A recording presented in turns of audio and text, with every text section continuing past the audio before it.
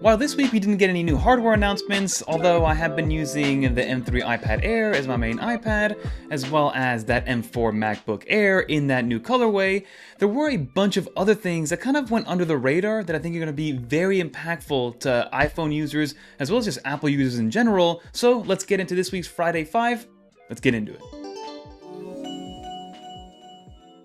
So let's start off with the first big one, which is that the EU is allowing Apple to not need to have a USB-C port and just forego that and go full on MagSafe if they ever want to do that. There's a lot of questions in the beginning of this because, of course, Apple went USB-C not because they wanted to, but because their hand was forced by the EU, because that all their products needed to be USB-C supported by a certain time frame, and that's why we now have USB-C all things and gone is lightning. Then the question came over because I think Apple at some point, and we've talked about this for years, they want to go fully portless at the end of the day at some point in time, whether it's next year, 10 years, or 50 years from now. At one point, we will not need to have a wired connection. So Apple wanted to make sure with the EU that, hey, I know that we just went USB-C, but we want to know if we can forego that USB-C port completely and do everything from charging and data transfer perspectives via MagSafe. So at the end of the day, how's this going to impact the end user? So there's a couple of things that are going to be either pros or cons when it comes to going MagSafe all things. The first thing that's going to happen is that the EU does require Apple to at least support Qi 2 wireless charging in order for this to be a capability. So they cannot just use Qi 1 regular charging. You need to be Qi 2 wireless charging across all those iPhones, which I think is definitely a good thing to have for a minimum of 15-watt charging and those MagSafe magnets. But there are two main concerns with Apple going fully portless and relying fully on MagSafe. First and foremost, it is a proprietary piece of tech right now. Apple kind of invented MagSafe, although Qi 2 is kind of the same, but not really. But regulators do think that this is going to limit repairability of the iPhone even further. We saw a big kind of push to repairability in the planned obsolescence piece going a couple years ago, and people have kind of tried to remediate that from a manufacturing perspective, but that is something that if they go fully MagSafe could limit repairability even more. And then secondly is going to be data transfer speeds, right? USB-C right now, and depending on which type of USB-C port you have, can be actually relatively slow or can be all the way to those Thunderbolt 5 speeds because at the end of the day, it's the same physical port. When it comes to MagSafe, it's going to be a proprietary piece of tech, so Apple's going to have to kind of create their own data transfer speed, their own data transfer protocol when it comes to all that, and again, that's going to be a lot of power into Apple's hands, which is what the EU doesn't want. But we could be seeing a portless iPhone sooner rather than later, and the USB-C iPhone, for better or for worse, could be short-lived at about 2 or 3 generations versus being a 10-generation thing like the Lightning cable was. So let me know what you think when it comes to that, and if you would want a portless iPhone to begin with. But now before we continue, definitely consider subscribing to the channel because we have a ton of awesome content. Like I said, I fully replaced my iPad Pro with an M3 iPad Air to see if I would notice the difference, and to my surprise, you're gonna have to wait for the review to find out, so definitely subscribe.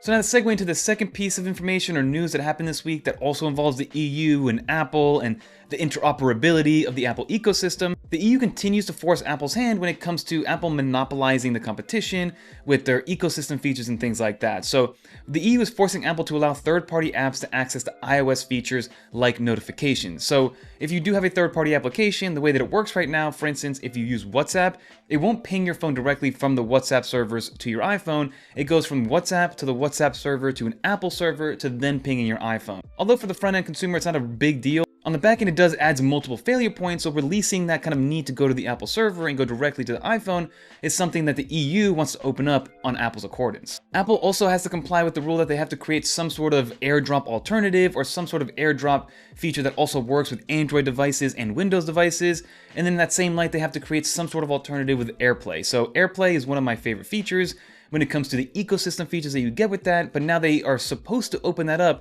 to non-Apple devices, which I think is just going to create a big mess overall. And as of right now, Apple has until March 2026 to comply, but let's see if that ends up happening. I hope that the EU kind of stays away from all that and just lets Apple do Apple things and go from there, but let's see exactly what happens. So now let's pivot a little bit to the iPhone 17 Air, as well as the rest of the iPhone 17 lineup, because we are creeping closer and closer, and before we know it, it's going to be September and we're going to have new iPhones. So we have two new reports or two new leaks. The first one is a new case leak that iPhone 17 Air shows a large camera bar, which we already kind of knew was going to happen. So that is now really happening, in my opinion, now that these manufacturers or these case manufacturers are getting renders and CAD files of this type of iPhone to be ready to go when it comes to the iPhone 17 Slim or Air release. And then secondly, there was an image that's been circulating of new dummy models for the iPhone 17 lineup, and you can see that there's a lot of differences from iPhone to iPhone. The most familiar one is going to be the regular iPhone 17 that has the two camera bumps that kind of are vertically aligned, but then you go to the iPhone 17 Air, which has the camera bar, and then the iPhone 17 Pro and Pro Max also have their own version of that camera bar where it goes across the entire back, but the triple camera array is still in that top left corner. So again, they're just changing it from a design language standpoint. I don't think it's going to change anything from a feature standpoint, more so just how it looks overall. Hopefully that means we have less wobble or no wobble when you are using your phone at a desk. And also there is a rumor that Apple might be changing the materials that they're using, going from titanium back to aluminum, which I don't really understand why they would do that. I love the titanium iPhone. I love how it's very rigid, but also soft to the touch, as well as extremely light. And I think aluminum, there would be some sort of sacrifice you make, whether it is with weight or overall thinness or whatever the case is. I think titanium on the Pro model should stay, but there is a rumor that they're going to combine aluminum and glass for the new iPhone 17 lineup. And then also to take into account, I don't know if you guys remember, but with the iPhone 16e, although it was a brand new iPhone and it has a cool new minimalistic design and people either love it or hate it, to me, the most important piece of that was the new C1 modem that they put in this iPhone 16e, which is Apple's first in-house 5G modem on any iPhone. And I think Apple put it in the iPhone 16e because they knew they weren't going to move an abundance of units and it wasn't their flagship device, so if there were some tinkering things that needed to happen, they could kind of do it with some software updates over the air and it wouldn't upset too many people, because if they did this on their flagship iPhone and it ended up being a complete bust, that would have been a big issue for them moving forward. But two good things happened. The first part was that it's actually working amazingly. There's been some early benchmark tests and reports that the C1 chip is beating Qualcomm Snapdragon X70 in both performance and efficiency. So not only is it faster data speeds, but it's also more power efficient, less power hungry, and gives you longer lasting battery life. And the second cool thing is that when you compare it literally apples to apples, if you compare the 16e on the same network versus an iPhone 16, the C1 version, so the 16e, is showing faster data speeds, lower latency, and better power efficiency overall compared to the Qualcomm-based iPhone. So that means that the transition from Qualcomm over to C1 should be pretty seamless moving forward, and by 2026, all iPhones should have the C1 chip, including Apple's flagship. So at the end of the day, I do think we're finally going to get better battery life, faster overall data speeds when you are using a wireless network, so that's all good things, and the more that Apple controls internally, in my opinion, it makes it just a better overall experience for the end user.